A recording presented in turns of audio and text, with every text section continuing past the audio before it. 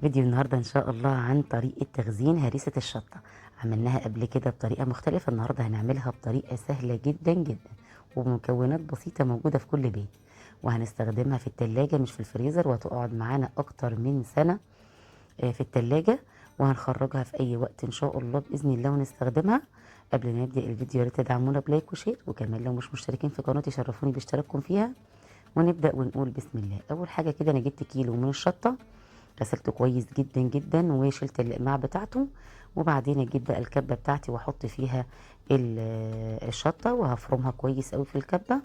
انا هنا الكيلو قسمته على مرتين وفرمته في الكبه على مرتين. بعد كده بقى اجهز بوله واسعه، تكون واسعه، واحط فيها الشطه بتاعتي بعد ما اخلص بقى كل الكميه كلها، وافضيها في البوله. وبعد كده بقى هنشوف هنحط عليها ايه. بعد كده هضيف 3 معالق كبيرة من الملح وربع معلقة صغيرة من السكر. السكر برضو بيحفظ الحاجات اللي احنا بنحطها بنخزنها في الفريزر، بيخلي لونها ما يغيرش. ولازم نقلب بقى كده الملح كويس قوي في الشطة، عشان لما نيجي نحتفظ بيها بتبقى طعمها ما يبقاش مغير معاه في الفريزر. هنقلب الملح في الشطة لحد ما يدوب تماما مع الشطة. بس كده تمام. هجيب بقى احضر بقى معايا هنا برطمانات او اي حاجه عندنا، هجيب البرطمان ونغسله كويس قوي ونعقمه في الميكرويف او في الفرن، ونفضي بقى الشطه كلها في البرطمان على حسب بقى ما ياخد معايا.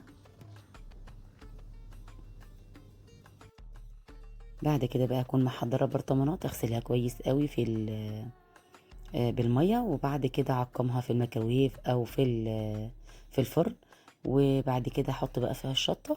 انا هنا جايبه عمل عندي في البرطمان وفي علبه صغيره بلاستيك برضو بتتحط في الميكرويف العلب دي، وعقمتها وحطيتهم فيها. وبعد كده حضرت بقى ربع كوبايه من الزيت حطيتهم على البرطمان، وربع كوبايه من الزيت حطيتهم على العلبه البلاستيك. طبعا الزيت بيحفظ لي هنا هريسه الشطه، وبعد كده نخرجها بقى في اي وقت ونستخدمها، وهتطلع معانا طعمها جميل جدا. يا ريت فيديو النهارده يكون عجبكم، لو عجبكم لايك وشير، واشوفكم على خير قريب في فيديو